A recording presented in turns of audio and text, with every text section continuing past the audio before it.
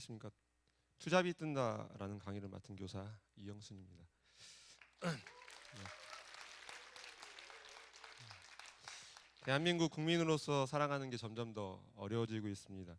경제적으로 살기 어렵다며 요새는 두 개의 직업을 가져야만 살 수 있다고 말하기도 합니다. 그래서 저도 오늘 아침에 하나 조끼도 입었고 강사도 하고 두 가지 이렇게 일을 하게 됐는데요. 교사도 예외는 아니라고 생각합니다. 대기업 사원에 비하면 박봉임에는 틀림이 없습니다만 그래도 꼬박꼬박 월급이 나오고 방학이 있기에 다른 직업에 비해 교사는 그나마 낫습니다. 이런 점 때문에 청소년들의 직업 선호도에서 항상 최상위의 랭크가 되기는 하지만 제가 처음 교편을 잡았을 때에 비하면 정신적으로 더욱 힘들어졌습니다. 모두가 공감하시겠지만 경제적 어려움보다는 정신적인 어려움 때문에 교직을 포기하는 분들도 계십니다.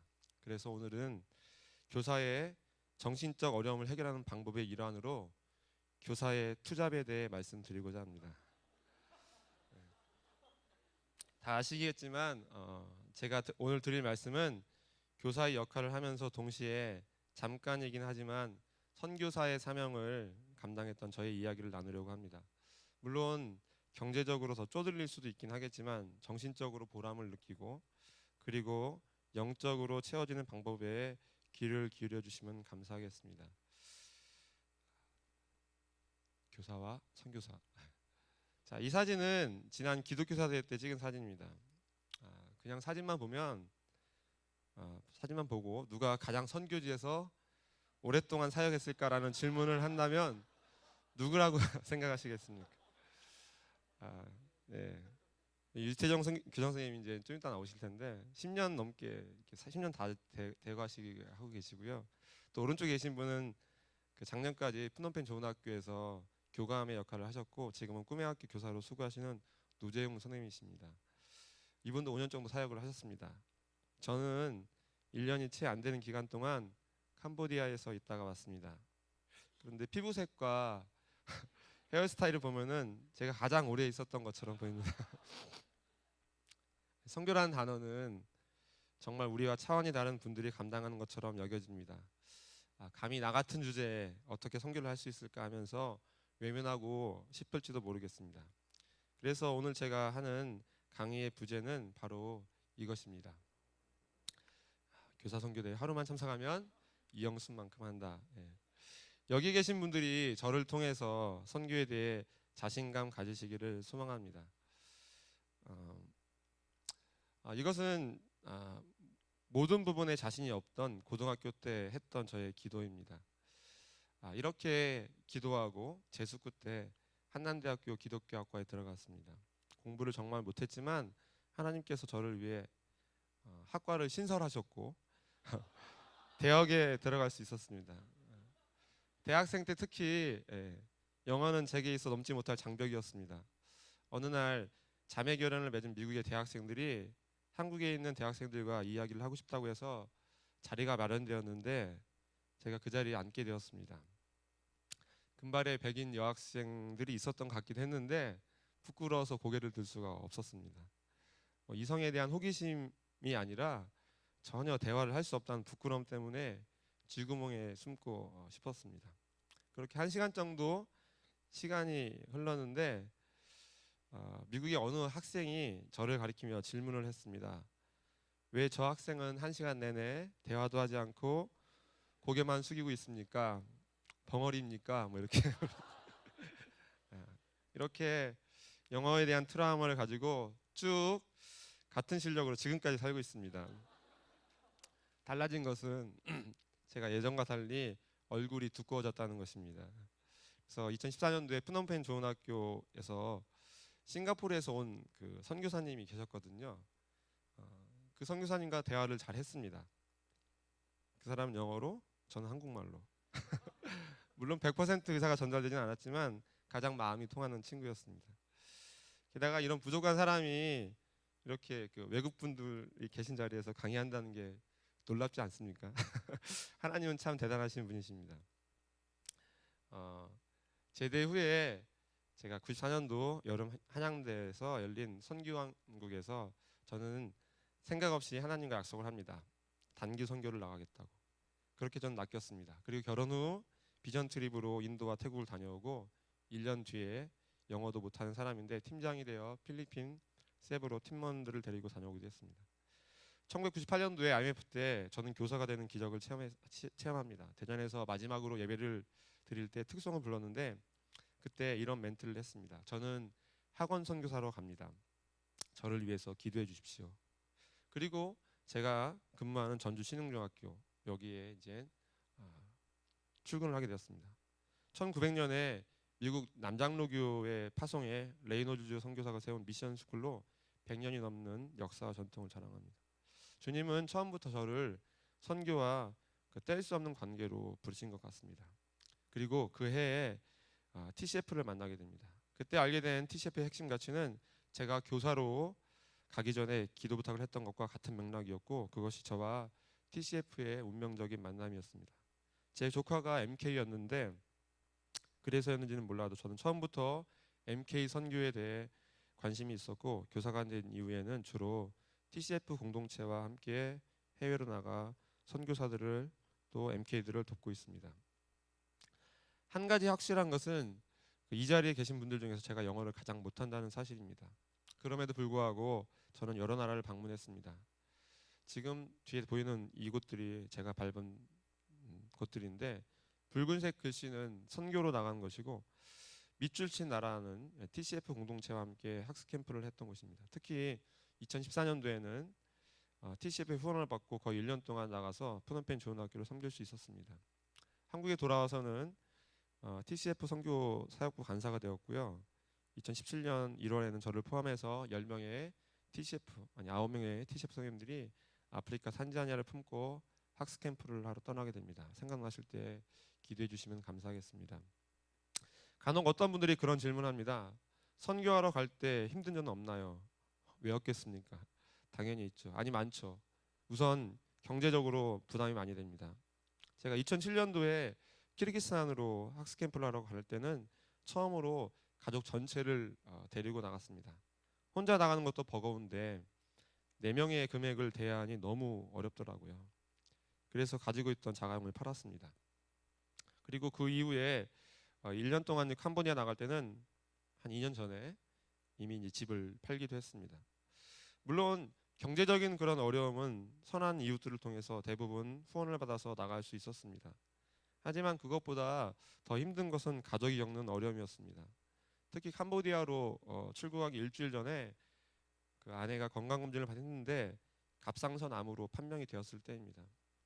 아내가 암에 걸렸다고 하는데 아내보다는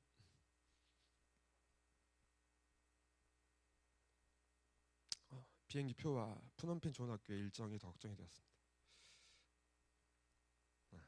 고백하지만 저는 참 나쁜 남편이었습니다. 그래서 다행인 것은 정말 작은 크기의 악성 종양이었기 때문에 주님의 은혜로 수술이 아닌 레이저로 시술을 할 수가 있었고 차질 없이 나갈 수 있었습니다. 또한 고3이었던 큰아들과 1년 일찍 고등학교에 진학한 작은 아들을 풀무농업고등기술학교 기숙사에 남겨두고 떠났습니다. 하나님의 은혜였지만 참 무책임한 아빠였다고 생각을 합니다. 특히 큰아들이 경운기 시동을 걸다가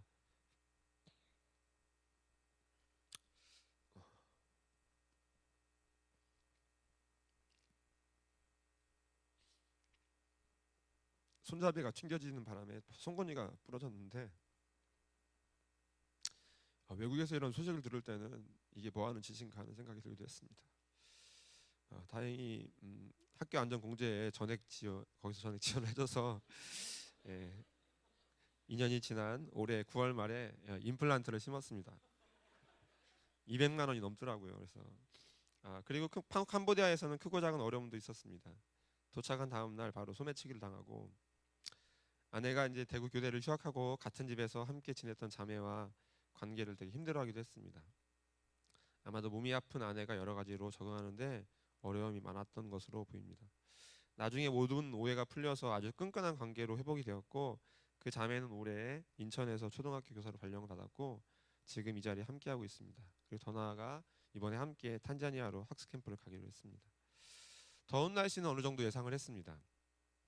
그런데 정말 더운 때 정전이 되어 에어컨을 틀 수 없을 때는 어떻게 할지를 몰라 힘들기도 했습니다. 나중에 선교사님들이 2014년도가 가장 더운 날씨라고 말씀하셨습니다. 저는 거의 매일 바퀴벌레를 잡거나 죽은 바퀴벌레를 처리하는 일을 도맡아 했는데 그건 큰 어려움도 아니었던 것 같습니다. 그렇다고 매번 힘들고 어려웠던 점만 있었던 건 아닙니다. 선교를 핑계 삼아 여러 나라를 방문하여 다양한 경험을 할 수 있는 장점이 있었고요. 그리고 1년 동안 프놈펜 좋은 학교를 섬기면서 더 큰 기쁨을 누렸습니다. 한국에서는 꿈도 꿀 수 없는 시간을 보냈습니다. 우선 아내와 매일 붙어 있으면서 부부 관계가 많이 회복되었다는 점이 좋았습니다. 아무래도 바쁜 한국에서는 오랜 기간 같이 있을 시간이 적은데 선교지에서는 계속해서 붙어 있을 수밖에 없었습니다. 물론 저에게는 그것이 어색하기도 했지만 아내는 그 전에 받지 못한 사랑을 충분히 보상받았다고 생각하는 것 같습니다. 또한 한국에 비해서 수업 시수도 적고 여러 사역을 내려놓고 쉴 수 있는 시간이어서 정말 좋았습니다. 게다가 전 세계의 다양한 맛난 음식도 싼 가격에 먹을 수 있었습니다. 안식년을 정말 강추입니다. 아내가 이제 며칠 전에 했던 말이 있습니다. 그래도 갔다 와서 뭔가 바뀐 걸 보여줘야 되지 않겠냐. 그러면서 저한테 예전보다 상당히 긍정적으로 좀 바뀌었다. 그리고 학교에서도 비록 힘들어도 불평이 좀 적어졌다. 그런 그 말도 했습니다. 예, 그렇습니다. 선교 이후의 삶은 정말로 많이 변했고 엄청난 복을 받기도 했습니다. 제가 사실 한국에 나올 때 선교사님이 오시면 쉴 수 있는 게스트 형태의 집을 놓고 기도했는데 하나님께서 그런 집을 바로 주셨습니다. 그래서 많은 수는 아니지만 선교사님들이 저희 집에서 묵으셨고 올해 푸놈펜 좋은 학교 학생들이 졸업여행을 한국으로 왔을 때는 저희 집에서 하룻밤을 묵기도 했습니다. 이런 형태의 집을 주셨는데 아마 이런 복층구조 집에 사는 분은 이 자리에 없을 것으로 생각을 합니다. 여기 계신 분들 중에서 제가 제일 좋은 집에 살지 않나 싶습니다.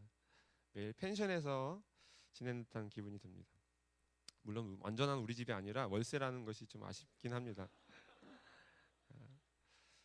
그래도 감사한 것은 내일 또 새로운 집을 계약을 하게 되었습니다. 40평 넘는 빌라를 계약을 했고요. 전세가 6천이라는 사실 대단하지 않습니까? 예, 저는 그렇게 사실은 단순한 삶을 살기 위해서 자동차 없이 살려고 마음도 먹었습니다. 물론 가장 큰 이유는 수중에 돈이 없다는 것이었습니다. 근데 갑자기 아내가 외제차는 어떠냐고 물어봤습니다. 저는 순간 제 귀를 의심했고 아내가 제정신이 아니구나라는 생각을 했습니다. 예, 처남으로부터 정말 좋은 조건의 신차급인 볼보 자동차가 있는데 타볼 생각 있냐고 이렇게 했습니다. 사진 보는 순간 정말 마음에 들었습니다. 예, 하지만 제 분수를 알기에 과감히 포기하라고 했는데 처제가 돈을 빌려준다고 해서 지금 이 차를 타고 다니는 은혜를 누리고 있습니다. 예, 예. 고민을 많이 했습니다. 선교한다고 후원했더니 외제차를 타고 다니냐고. 그렇지만 제 의지와는 상관없이 제 수준에 있어 가장 정제적인 차량을 주님께서 선물로 주셨다는 생각이 듭니다. 사실 아내와 어머니가 이 부분 놓고 기도했었던 것 같습니다. 주님 말씀에 순종한 아들이 찌질하지 않게 살았으면 하는 바람으로 기도를 했는데 주님께서 그 기도를 들어주신 것 같습니다. 차를 팔았더니 더 멋진 외제차를 주시고 집을 팔았더니 아주 근사하고 더 큰 집을 주셨습니다. 하나님은 그런 분이십니다. 절대 손해보게 하시는 분이 아니라는 사실입니다. 지금 세계 곳곳에 한국 선교사와 MK들이 많이 있습니다. 그런데 그들을 돕는 선교사는 턱없이 부족합니다. 선교사님들과 MK 옆에 있어만 주어도 그들에게는 큰 힘이 됩니다. 제가 한 일이 참으로 보잘것없고 앞으로 할 일 역시 거창한 일은 아니겠지만 주님께 빚진 자로서 내가 할 수 있는 일은 이 사역을 위해서 조금이라도 헌신하는 게 맞다고 생각을 합니다. 인생은 한 방입니다. 이왕이면 우리가 가진 재능을 가지고 교사와 선교사라는 투잡을 해보시면 어떻겠습니까? 물론 도전이고 모험일 수 있지만 절대 손해보는 장사가 아니라는 사실을 기억하셨으면 좋겠습니다. 누군가 그런 말을 했습니다. 모든 사람은 누구나 짐을 지고 살아간다고. 제 생각엔 하나님도 짐을 지고 계신다고 생각합니다. 무슨 짐일까요? 바로 멋짐입니다. 네. 하나님은 비상식적인 분이시지만 정말 멋진 분이십니다. 감사합니다.